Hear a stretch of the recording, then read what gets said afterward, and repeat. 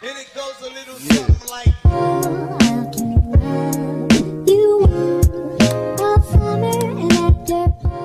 Halo, assalamualaikum warahmatullahi wabarakatuh. Kenalin, nama aku Putri Fernanda dari kelas 12 TITL 2, nomor absen 18. Ingin menjelaskan tentang materi dari kelas PPKN, yaitu tentang sikap selektif terhadap pengaruh kemajuan iptek terhadap aspek politik, ekonomi, dan sosial budaya.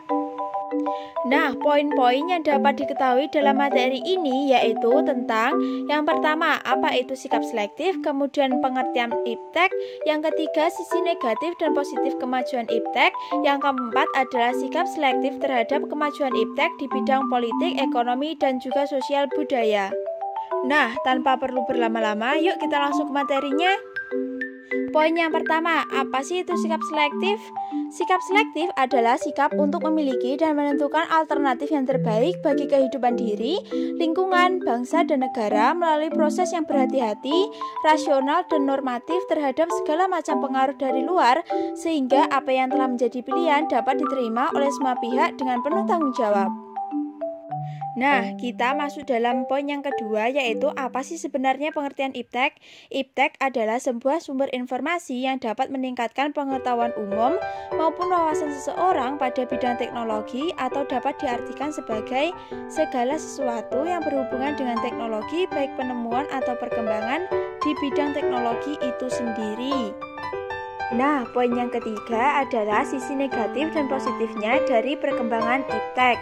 Sisi negatifnya, yang pertama, dapat merusak moral jika salah digunakan karena iptek dapat mempengaruhi moral seseorang. Yang kedua, dapat menimbulkan polusi dan limbah sampah. Yang ketiga, dapat membuat manusia menjadi lebih malas karena tujuan utama iptek adalah meringankan beban manusia. Yang positifnya, yang pertama adalah dapat meringankan pekerjaan manusia.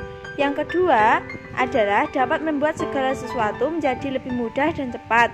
Yang ketiga adalah dapat mengurangi pemakaian bahan alami yang semakin langka ditemukan di zaman yang modern seperti sekarang ini.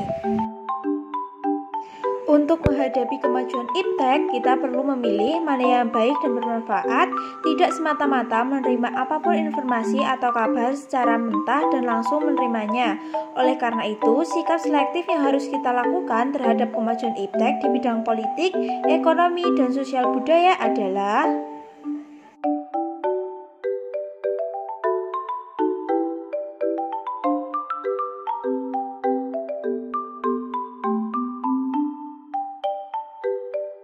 sikap selektif kita yang harus kita lakukan dalam bidang politik adalah yang pertama, tetap berpegang teguh pada ideologi negara, kemudian menanamkan nilai-nilai Pancasila dalam kehidupan masyarakat, ketiga, tidak menyebarkan konten hoaks yang bisa mengganggu stabilitas politik dalam negeri, yang keempat, tetap patuh terhadap konstitusi negara.